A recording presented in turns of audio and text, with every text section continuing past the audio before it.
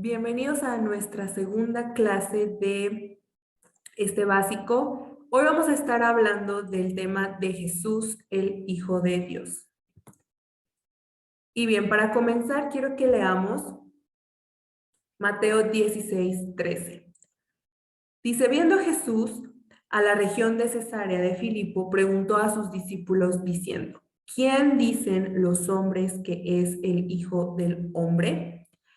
¿Y qué ocurría en la época de Jesús y que sigue ocurriendo hasta el día de hoy? Bueno, es que la llegada de Jesús como hombre aquí en la tierra causó realmente una revolución, ¿no? Una transformación social en lo político y claramente en la religión, en la forma en la que se adoraba y que se relacionaban con Dios, toda la cosmovisión y la cultura, no solo del pueblo judío o de sus alrededores, sino de todo el mundo cambió con la venida de Jesús.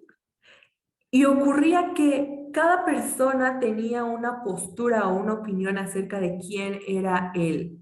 Algunos decían que un profeta, que un maestro, y muchas personas opinaban cosas. Y aquí Jesús les está diciendo quién dicen los hombres que es el Hijo del Hombre, o sea, que es Jesús.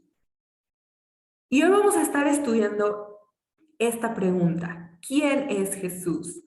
Porque a lo mejor, igual que en la época de Jesús, hoy hay muchas posturas, hoy hay muchas opiniones al respecto sobre quién es Jesús y lo que Él vino a hacer aquí a la tierra, pero lo que realmente nos importa conocer hoy es qué nos dice la Biblia sobre quién es Jesús, para que nuestra respuesta no sea mi opinión o la opinión de un experto o la opinión de muchos, sino la que la Biblia nos enseña. Así que quiero que comencemos con una oración. Cierra tus ojos y vamos a pedirle a Dios que hoy sea Él quien nos ayude a contestar esta pregunta. Señor, y tú eres el único que tiene la respuesta correcta a esta pregunta y que nos puedes traer esta revelación de quién es Jesús y de cómo debemos de relacionarnos con Él y de cuál tiene que ser nuestra postura frente a Él. Y hoy te pedimos que tú nos enseñes, nos muestres quién es Jesús y nos reveles con esa frescura, con esa revelación personal a cada uno de nosotros quién es Jesús. En el nombre de Jesús. Amén. Bien.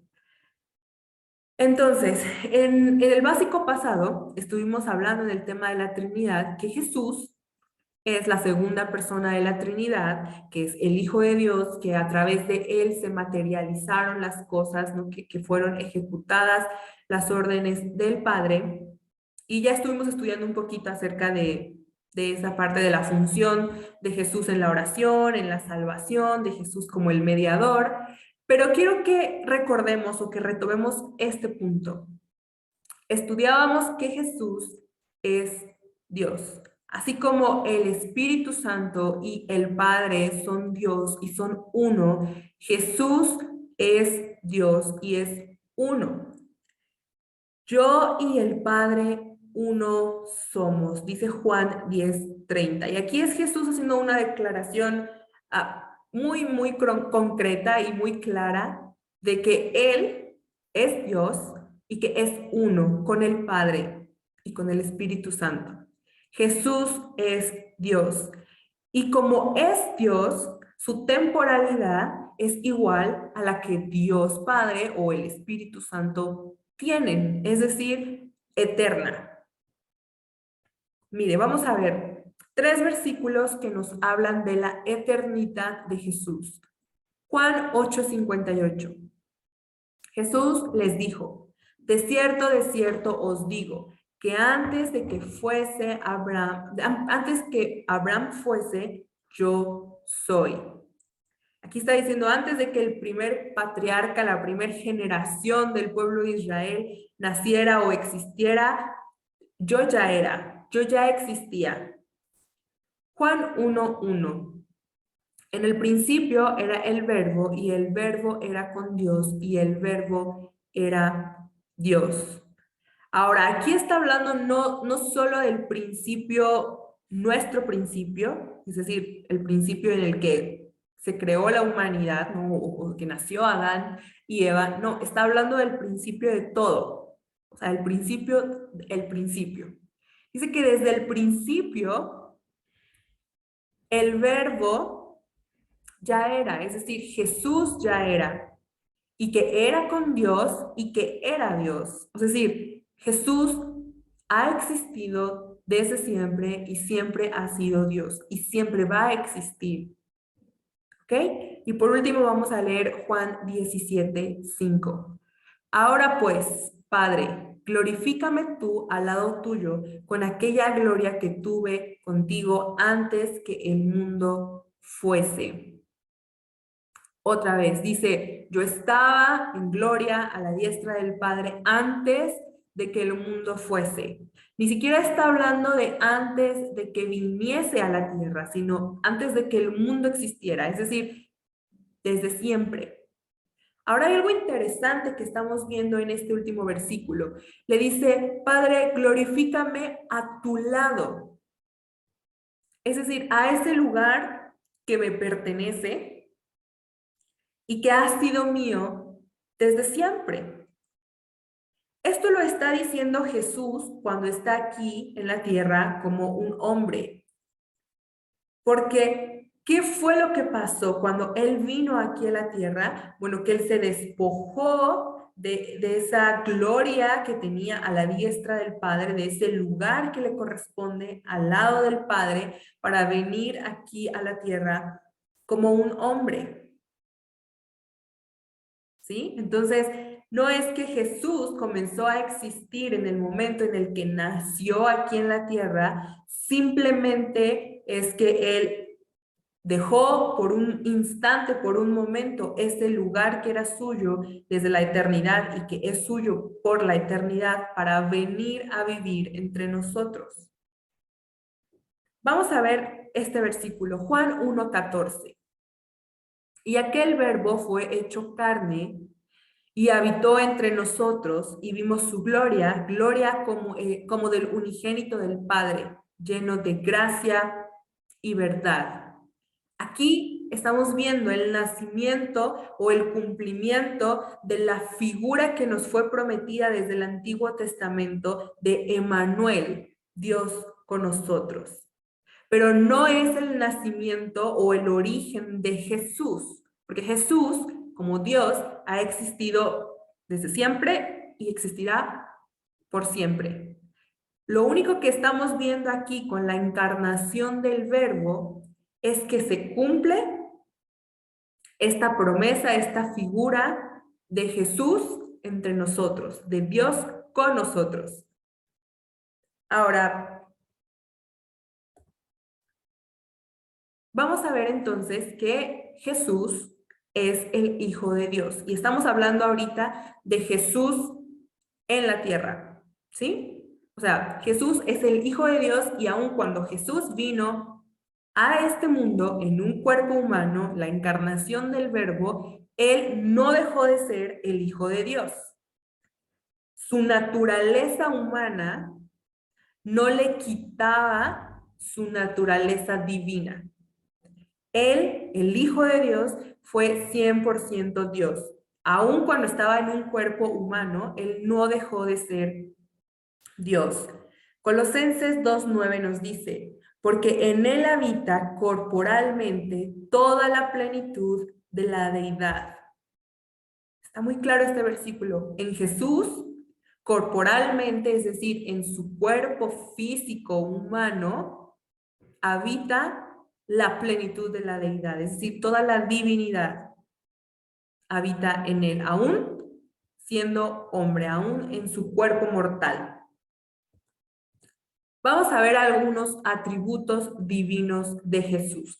Hay más, pero quiero que estudiemos hoy solamente estos tres. Son atributos que Jesús mostró aquí en la tierra, en su figura humana, pero que son atributos que le pertenecen a Dios. y que nos demuestran o nos comprueban que efectivamente Jesús, aún en su figura humana, continuaba siendo Dios. Número 1, omnipotente. Mateo 28:18. Y Jesús se acercó y les habló diciendo: toda potestad me es dada en el cielo y en la tierra. Y vemos diferentes historias en las que Jesús demuestra que efectivamente esa potestad la había sido dada y la empieza a ejercer, ¿no? Lo vemos calmando tormentas y hablándole a los espíritus, es decir, lo vemos ejerciendo esa autoridad que le había sido dada por el Padre, porque Él es Dios. Ahora vamos a ver la segunda, omnisciente. Pero hay algunos de vosotros que no creen, porque Jesús sabía desde el principio quiénes eran los que no creían y quién le había de entregar. Aquí está Jesús hablando con un grupo de personas y les dice, sé que hay algunos que no creen. Y explica la Biblia que Jesús conocía quiénes eran los que no creían, sabía quién es el que le iba a entregar. Es decir, Jesús tenía el conocimiento de todo. Él era omnisciente y es omnisciente. Esto es otro atributo que vemos, que es un atributo que le pertenece a Dios, pero que Jesús lo manifestaba aún en su forma humana. Y hay diferentes historias, ¿no?, en las que vemos que Jesús conocía el corazón y el pensamiento de las personas. ¿Cómo? Bueno, pues porque Él era Dios. En su figura humana continuaba siendo Dios. Y la última, santo. Respondiendo el ángel le dijo: el Espíritu Santo vendrá sobre ti y el poder del Altísimo te cubrirá con su sombra, por lo cual también el santo que nacerá será llamado Hijo de Dios. Y aquí es una promesa del nacimiento de Jesús que les da a María. Y lo que él dice al final es muy importante. Dice, el santo que nacerá será llamado Hijo de Dios. Jesús fue santo aún cuando fue tentado. Y al rato vamos a ver otro versículo que habla de esto, pero esta es una característica muy importante, o un atributo muy importante de que Jesús, cuando estuvo aquí en la tierra, en su cuerpo humano, sometido a esa tentación de la naturaleza humana que él estaba viviendo, continuó siendo santo, porque él es santo, porque Dios es santo. Entonces aquí vemos tres atributos divinos que se manifestaron en la vida de Jesús como hombre y que son una prueba de que Jesús es Dios. Juan 5:36. Mas yo tengo mayor testimonio que el de Juan, porque las obras que el Padre me dio para que cumpliese, las mismas obras que yo hago, dan testimonio de mí, que el Padre me ha enviado. Entonces, otra de las formas en las que podemos mirar y comprobar que efectivamente Jesús, siendo hombre, era Dios y permaneció siendo Dios con toda su divinidad, es a través de sus obras, ¿no? Este versículo nos dice, las obras que yo hago, las obras que Jesús hizo, dan testimonio de que el Padre lo envió, que Él es Dios. Entonces vamos a ver algunas obras que nos dan testimonio de esto. Obras que demuestran la divinidad de Jesús. Solamente vamos a ver dos el día de hoy porque no hay mucho tiempo, pero hay muchas más. Número 1, el perdón de pecados. Recuerda a lo mejor usted esta historia, hay un hombre que está enfermo, un paralítico, y ¿qué es lo que quieren que haga Jesús? Bueno, que lo sane. Pero Jesús da un paso más allá, va un poco más profundo, no solamente en su sanidad física, sino que vamos a ver lo que dice. Y sucedió que le trajeron un paralítico, tendido sobre una cama, y al ver Jesús la fe de ellos, dijo al paralítico: ten ánimo, hijo, tus pecados te son perdonados. Si continuamos leyendo la historia, efectivamente este hombre fue sano, pero lo más importante es que ese día el hombre recibió perdón de sus pecados. Y cómo esta declaración causó una revuelta, ¿no? Fue un shock para la gente que estaba ahí, porque es, a ver, ¿cómo tú, que eres un hombre, estás haciendo esta declaración de te perdonamos, te son perdonados tus pecados? Porque cualquier hombre no puede hacer esa declaración, no podemos perdonar los pecados de otras personas. No tenemos esa autoridad. Entonces, la gente estaba viendo a Jesús como un hombre que sí, tal vez tenía un poder, tal vez tenía unción de parte de Dios y sanaba enfermos, pero otra cosa era que pudiera perdonar pecados.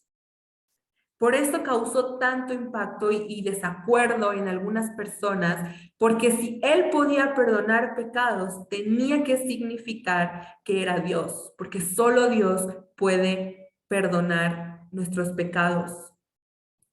Pero como Jesús es Dios, él tuvo esa libertad porque tenía la autoridad de decirlo y dijo, tus pecados te son perdonados. Obra número 2.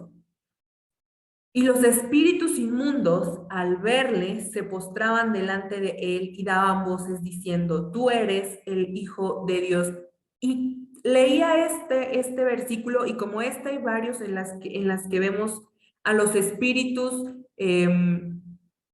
malos reconocer la divinidad de Jesús, y me causaba mucho ruido porque ¿cómo los seres humanos tuvimos tanta complicación en reconocer la divinidad de Jesús? Pero los espíritus, ellos sí reconocían la divinidad de Jesús. O sea, al instante, cuando ellos veían a Jesús, cuando estaba la presencia, ellos sabían que estaban frente a Dios y no podían resistirse.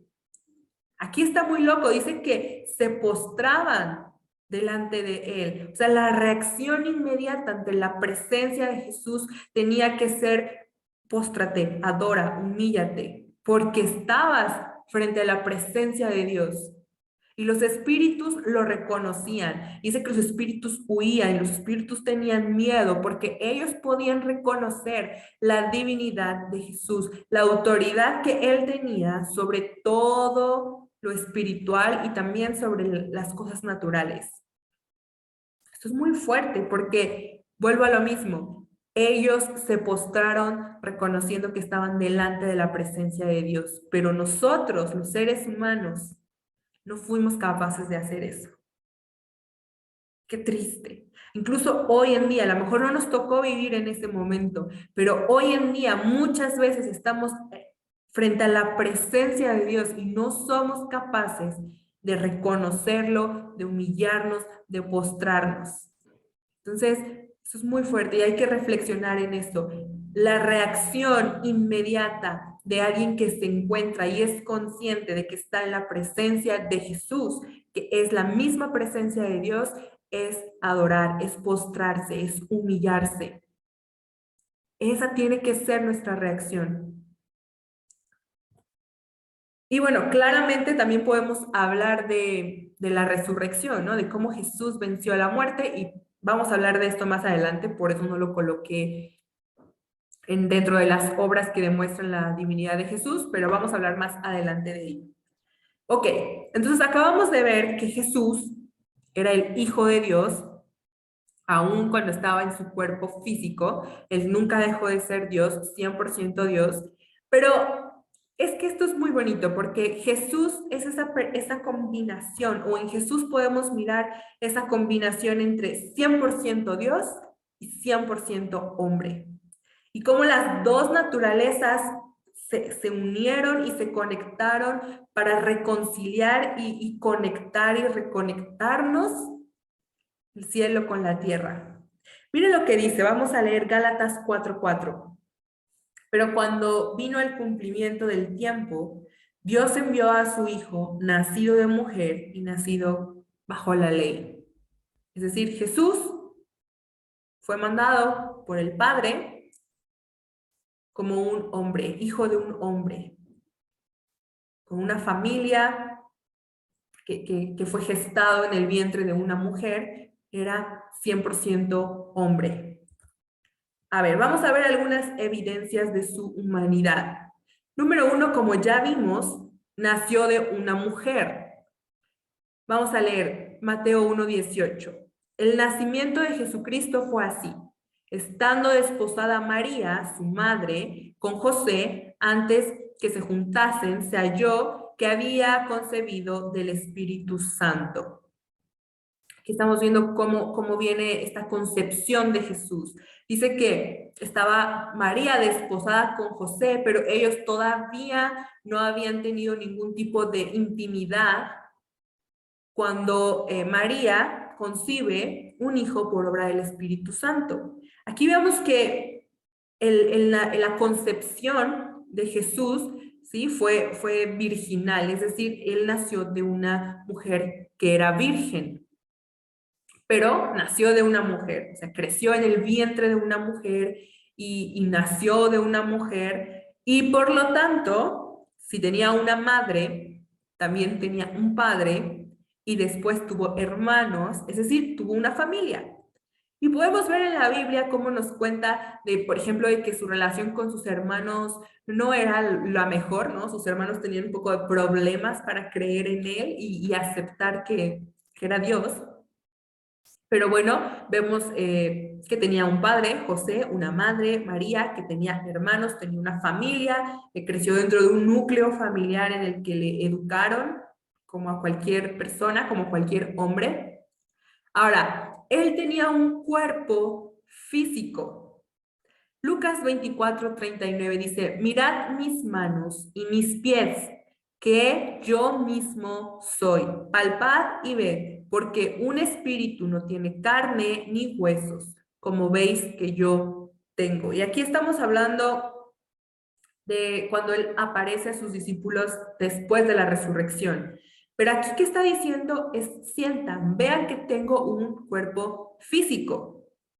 Antes de la resurrección, ¿no? Antes de que él muriera en la cruz, él tenía un cuerpo físico y después cuando resucita vemos que nuevamente su cuerpo físico resucitó. Es decir, sientan mi cuerpo, les dice, ven, hay huesos, hay carne, o sea, esto es un cuerpo humano como el de ustedes. Tenía un cuerpo físico y por lo tanto tenía necesidades físicas, es decir, comía, le daba hambre y comía, dormía, se sentía cansado y necesitaba descanso, bueno, dormía, crecía, la Biblia nos dice que Jesús crecía en estatura, en sabiduría y en gracia, es decir, nació chiquito y fue creciendo y aumentando de peso como un ser humano, como nosotros. Y en general podemos mirar cómo su cuerpo físico se comportaba igual que el nuestro, ¿no? O sea, un proceso digestivo, respiraba, crecía, evolucionaba igual que un cuerpo humano normal. Ahora, tenía emociones y sentimientos. Y tomando a Pedro y a los hijos de Zebedeo, comenzó a entristecerse y a angustiarse en gran manera. Y podemos ver a Jesús llorando, por ejemplo, ¿no? A Jesús enfadarse cuando están vendiendo cosas en el templo. Es decir, Jesús experimentaba sentimientos y emociones como los nuestros. Jesús sentía dolor físico, o sea, cuando lo golpearon, cuando le pusieron la corona, él sintió dolor físico y también un dolor emocional, ¿no? En su corazón, en sus sentimientos. Y por último, vamos a mirar que él fue tentado. Usted puede estudiar esta historia de la tentación de Jesús en su casa, pero vamos a ver cómo la describe Hebreos 4:15. Porque no tenemos un sumo sacerdote que no pueda compadecerse de nuestras debilidades, sino uno que fue tentado en todo según nuestra semejanza, pero sin pecado. Y me gusta que aquí habla de que él fue tentado según nuestra semejanza, o sea, al igual que usted y que yo, él estuvo sujeto a esas tentaciones. Él pasó por esas tentaciones, Pero me encanta que dice, pero sin pecado. Es decir, ojo, sí, en su naturaleza humana, en sus necesidades y emociones y sentimientos naturales, físicos, humanos, él fue tentado, pero él no pecó.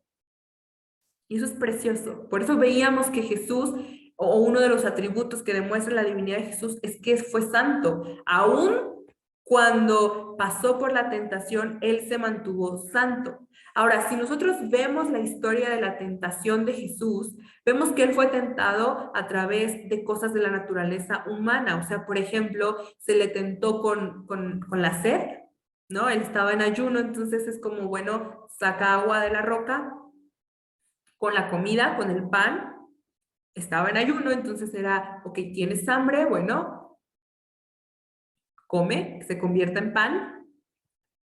Y también con esa parte de los deseos y los sueños y sentimientos humanos, ¿no? El poder, por ejemplo.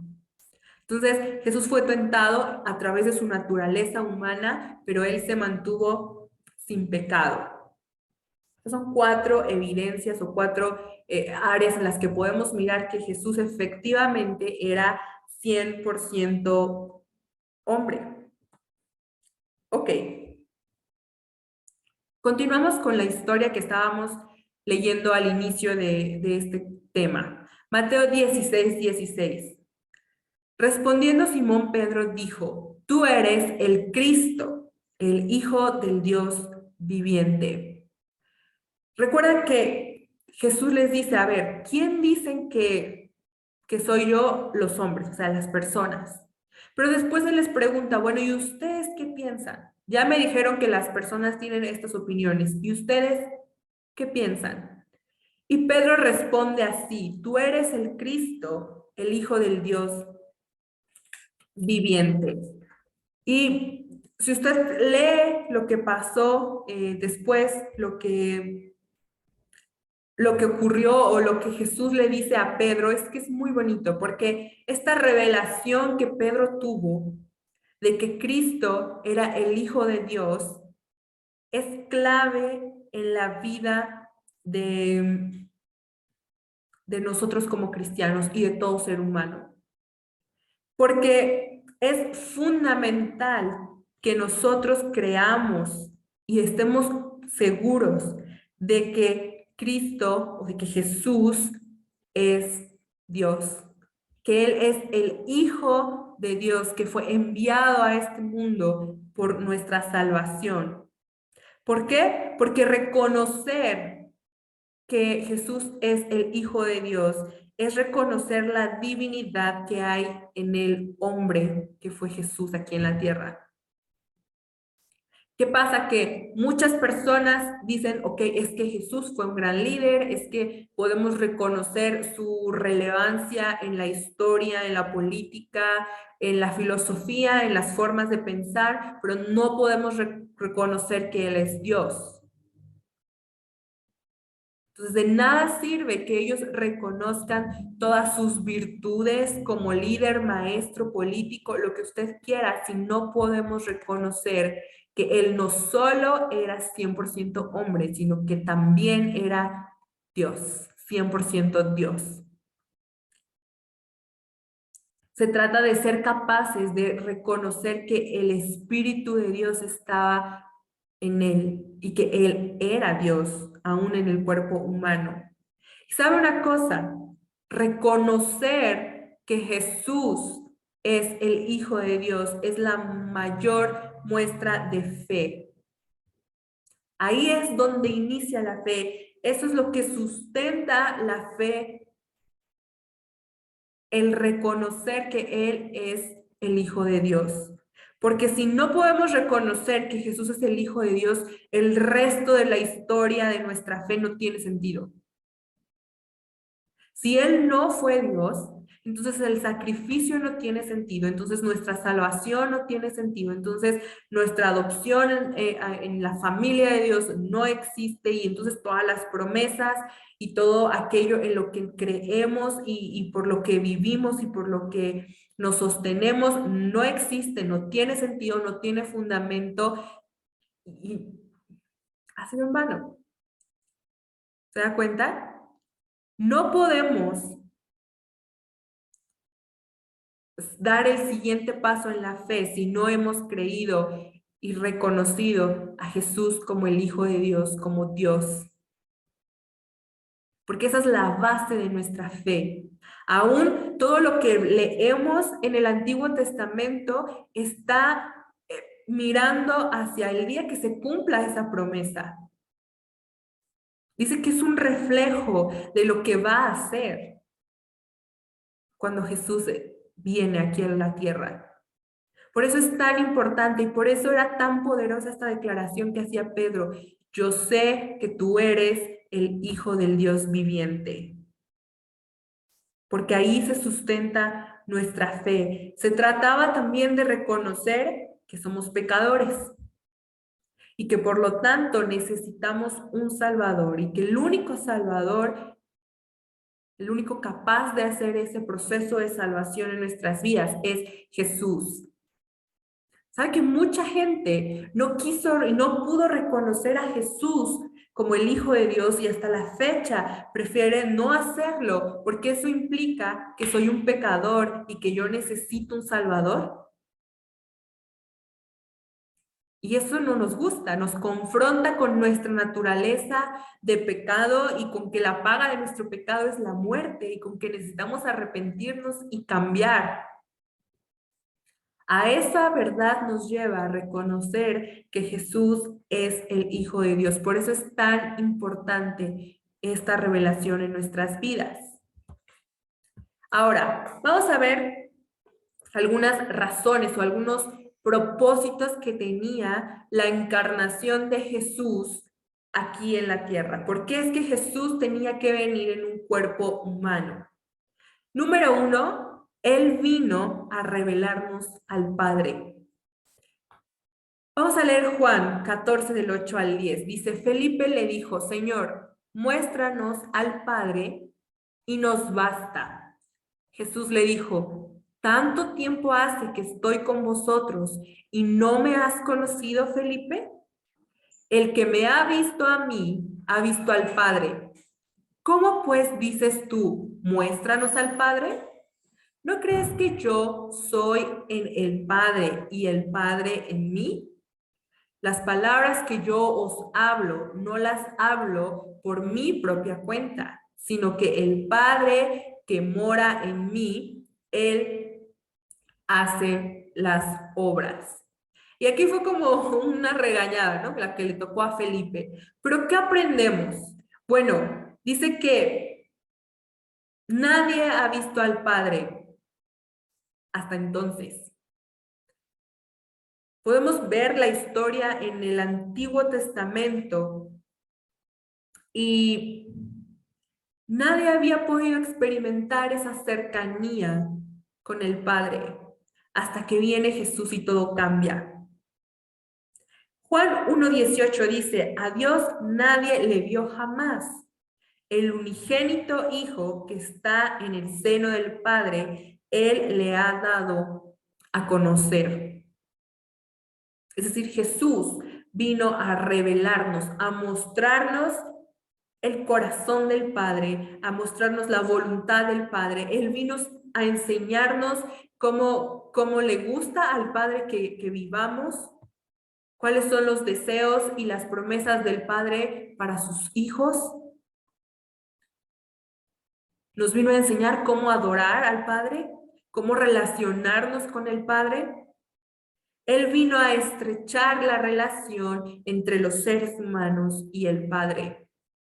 Si nosotros estudiamos un poquito acerca de cómo era la relación del pueblo de Israel con Dios en el Antiguo Testamento, era una relación llena de protocolos intermediarios, miedo incluso. No era una relación libre, estrecha, directa, no. Pero Jesús vino a mostrarnos el camino hacia el Padre. Jesús vino a mostrarnos al Padre. Él nos vino a enseñar el corazón del Padre. Es hermoso porque cada muestra de amor que Jesús vino a realizar aquí en la tierra era una muestra de amor de parte del Padre para la humanidad. Jesús mismo es la muestra de amor más grande del Padre para el mundo. Jesús vino a revelar el amor del Padre hacia nosotros. Y cada palabra que Jesús hablaba provenía del Padre y por lo tanto nos da una enseñanza de cómo es el corazón del Padre y cómo desea el corazón del Padre que vivamos. Jesús vino a revelarnos al Padre. Vino a traer salvación. Y este es el objetivo en el torno al cual gira toda la encarnación y toda esta parte de Jesús hecho hombre. Que nosotros pudiéramos tener salvación. Hoy les ha nacido en la ciudad de David un Salvador que es Cristo el Señor. Lucas 2:11. Ahora, 1 Juan 2:2 dice, Él es el sacrificio por el perdón de nuestros pecados, y no solo por los nuestros, sino por los de todo el mundo. Él vino a traer salvación a través de su sacrificio. Vino a traernos ese perdón de pecados, esa posibilidad de librarnos del poder que el pecado estaba ejerciendo en nuestras vidas. Vino a pagar el precio por nuestro pecado, por nuestra maldad. Vino a hacernos libres de seguir viviendo en la esclavitud del pecado. Nos hizo libres de ese destino que era el que nos esperaba. Vino a reconciliar al hombre y a Dios. Porque a causa del pecado estábamos enemistados. El sacrificio de Jesús vino a reconciliarnos. Ahora hay algo muy importante, que la Biblia dice que el pecado entró al mundo a través de un hombre. Y que por lo tanto, acabar con esa opresión del pecado, con ese reinado del pecado en nuestras vidas, tenía que ser a través de otro hombre. Por eso Jesús tuvo que hacerse hombre. No podía, en su naturaleza únicamente divina, sacrificarse por los hombres. Tenía que ser un hombre perfecto. Así que esa es la razón por la que él tuvo que materializarse en un cuerpo humano.